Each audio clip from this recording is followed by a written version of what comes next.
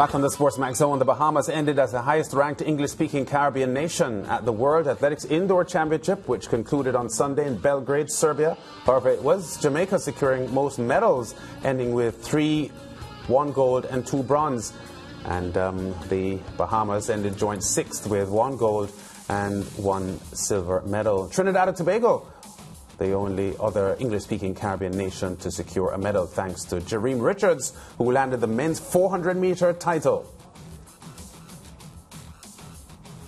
Richards dedicated his win to late teammate Lendore after clocking a championship record 45.00 seconds to win gold in the 2-lap race. His winning time is also a new Trinidad and Tobago national indoor record, eclipsing Lendore's 45.03. Now let's look at the results of the other events where Caribbean athletes secured medals in Belgrade. The women's 400 meters won by Shawnee Miller-Weibo, 50.31, a season's best. Well, it would be because this was her first indoor outing, Femke Ball, the Dutch girl, 50.57. Stephanie Ann McPherson, the Jamaican, with a national indoor record, 50.79, getting the bronze medal. The women's 60-meter hurdles won by Serene Samba-Mayela, the French star, rising star, 7.78 national indoor record for her. Davine Charlton, the Bahamian, ran really well for a national indoor record, 7.81, and the American Gabby Cunningham was third in 7.87. Brittany Anderson, the Jamaican, 7.96 in 4th spot.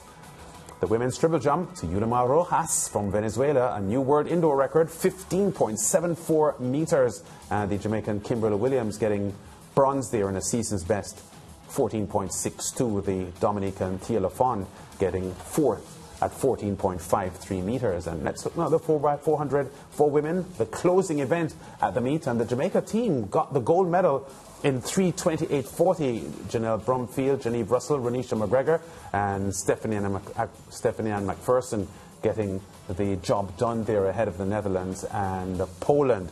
And there were also 3 world records at the championship. Triple jumper Yulimar Rojas, we saw her result there, the Venezuelan, with a stunning 15.74 in the triple jump. Sweden's Armand Duplantis with a 6.20 meter effort in the pole vault. Both set new marks, while Grant Holloway, the American, equaled his 7.29 seconds in the semifinals of the 60-meter hurdles. Leighton Levy, our resident track and field analyst and senior writer with SportsMax.tv, joins us now to recap what happened over the weekend in Belgrade. And Leighton, welcome to the zone. We did on Friday evening project a possible Caribbean sweep of the 400-meter titles, and Miller-Weibo and Jareem Richards didn't disappoint us. Not at all. And, as we expected, given what we saw from Shawnee and Jareem in their respective semifinals, we knew, well, for Shawnee, it was more of a given almost, barring anything unforeseen. With Jareem, while he was running well, there was also Trevor Bassett from the United States, whose name I forgot on Friday, who was looking really, really sharp. And then as it turned out in the final, he was very close to Jareem, who ran a brilliant race, winning 45 flat, makes him the 4th fastest Caribbean athlete ever indoors, and of course 12 all time. And it was a remarkable performance from both, because I think Shawnee, 50.31 for her first race indoors for the season. It makes you wonder, had she run a few more races, what she would have been capable of. But it was a fantastic performance, and of course kudos to Stephanie McPherson, the new national record. People forget, well, probably like you will remember last, but Sandra Richards set that record way back in 1993, so it was 50.92. Yes. And so for Steph at 33 to come to these championships and break out almost 30-year-old record, that record was set when she was still a baby. It is remarkable, and of course it again makes Stephen Francis seem like a soothsayer, because he did predict that Stephanie was going to run well this year, and so far, before we get to the outdoor season, it looks like everything's on track. Yeah, the Jareem Richards effort, though, 45.00, a new national record for TNT as well. He did dedicate all of his upcoming events to Lendore, his Trinidad and Tobago teammate who died in a car crash in the USA a couple of months ago. How much of a motivation do you think that would have been for Jareem? Because he has made no secret of the fact that he at the moment, in his despair at losing such a great friend, it is almost willing him to perform for his departed friend.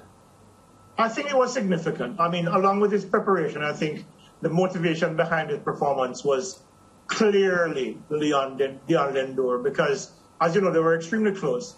And I remember speaking to him after he ran the 45.8 in New York. I think I was in early February. But I said to him, do you think you would be willing to take Lendore's place as Trinidad's leading international athlete?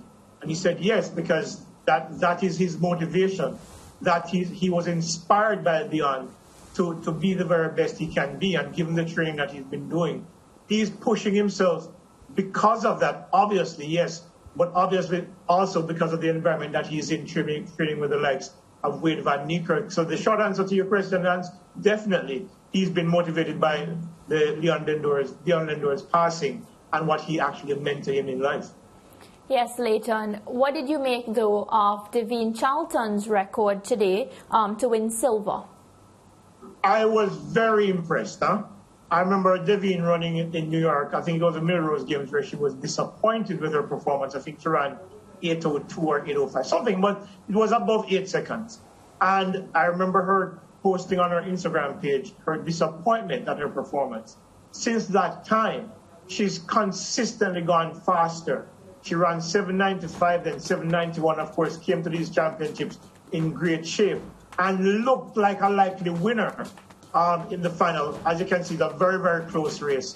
7:78 to 7:81, a new national indoor record. She's actually pro. I remember when she just left Purdue, I asked her if she had planned to go pro, and she said to me that she had gotten a contract from Puma and that she's going to try the professional thing for a little while to see how it goes. Apparently, it's been going very well for her. Yeah, and another outstanding female today, Kimberly Williams. How did you assess her performance? Look, Kimberly's always been I think her personal best, indoors or outdoors, is 14.64, somewhere thereabouts. So for her to jump 14.62 here, and she was actually in second place for a long time before that final jump from the Ukrainian athlete that bumped her out.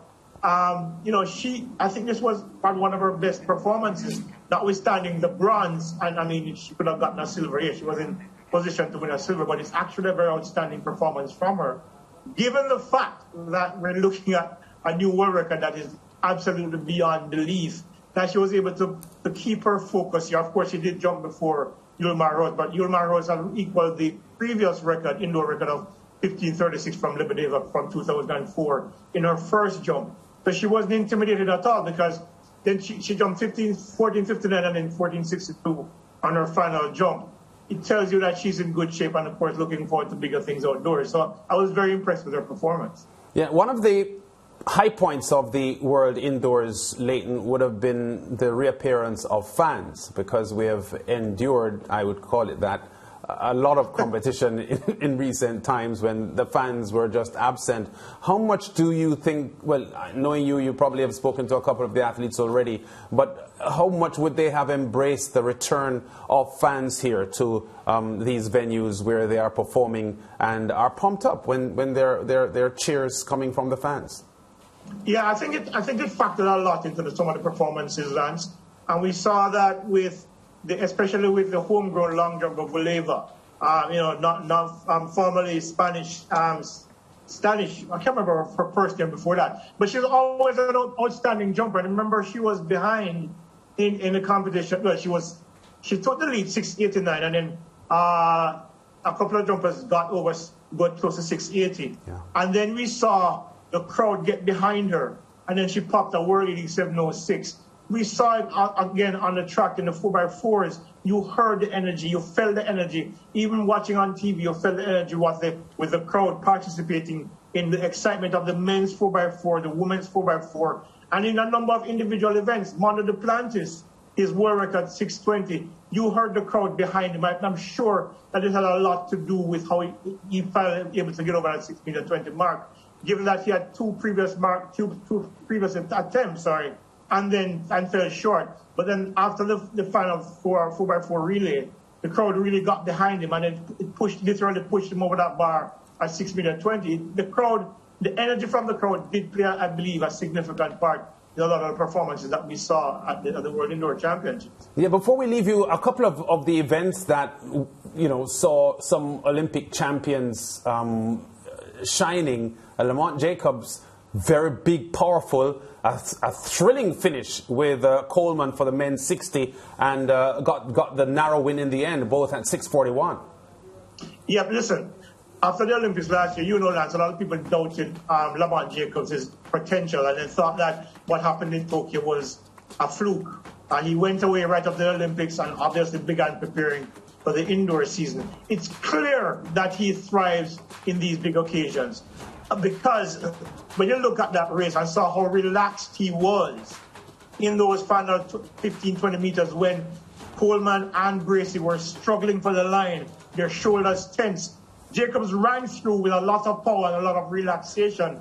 He's a real deal, and given what we've seen from him now, and the fact that he ran 979, 980 at the Olympics last year, you're beginning to see, you're seeing the beginning, I believe, of a rivalry between the Americans and Lamont Jacobs, who are representing Italy, despite the fact that he's born in the United States. But this is a new rivalry coming through, and I think it's something that we look forward to as the outdoor season approaches, because I think going to the World Championships, there's going to be a lot of vengeance on Coleman's mind. But can he get the better of the Italian? That's the question on the minds of a lot of people this year. And I think it's going to bring back a lot of excitement to the 100 meters that kind of left when both retired in 2017. It's going to be a bang-up season, I think, outdoors. Yeah, and as you touch on the outdoor season, Leighton, and referring to the comments you made about Shaunae Miller-Weber earlier on in this segment, where she didn't really run indoors, she just turned up in Belgrade and killed the entire field. How much, based on what you've seen from the World Indoors in Belgrade, should track and field fans expect in the build-up to Eugene, Oregon for the World Outdoors? Because that's the target for these athletes this year. I think it's going to be a really exciting outdoor season, because again, it's a championship year, another championship year in the sequence of championship years that are to come as well.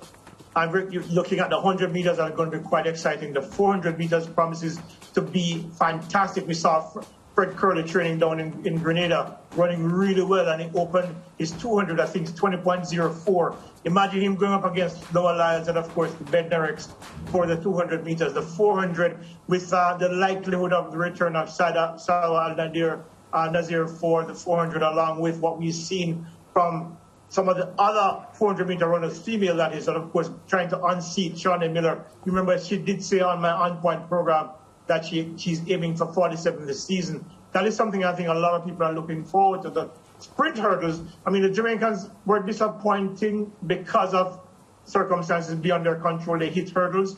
But when you look at the French athletes coming through, and of course, the likes of Gabby Cunningham in the sprint hurdles for women, it's going to be really, really intense, because Jamaica's depth, plus the Americans now, plus the Europeans in the mix, is going to be, I think, a really exciting season, not to mention the men, of course, with Holloway looking like he's back to his best. Yeah, and Devine Charlton looking for medals in Oregon as well, and Hansa Parchment wanting to maintain his dominance over Grant Holloway, who was absolutely awesome on the weekend. Yeah, it's going to be an exciting season. I think this is one of those seasons where you kind of expect the unexpected once the outdoor season begins, and as it gets closer to Oregon. I think we're going to see some fabulous performances. Of course, we haven't seen Shakara Richardson yet. I might have some news about her in the coming days, so we'll find out more about that when it does happen. What kind of news? Is she retiring? No, it has to do with her friend who is Jamaican, who is here. And I don't have the details yet, so I don't want to share anything yet until I confirm the information. She hasn't been tweeting about you recently, Leighton. Is that story behind you? I think she's put that behind her. I think she has other things on her mind right now, and I think there's some interesting developments behind the scenes that I'll report on, hopefully in the next few days. Okay, Lynn, we're going to leave it there, but we don't want you to upset Shakira Richardson with tweeting information that she thinks is private. So we're going to stop this interview here, and we'll talk to you again soon. That's Leighton. Yeah. Be good, Leighton. I'm looking forward to see her reaction when I do actually publish what I publish. So we'll see. It's break time. When we return after the break, Mariah has your second zone updates.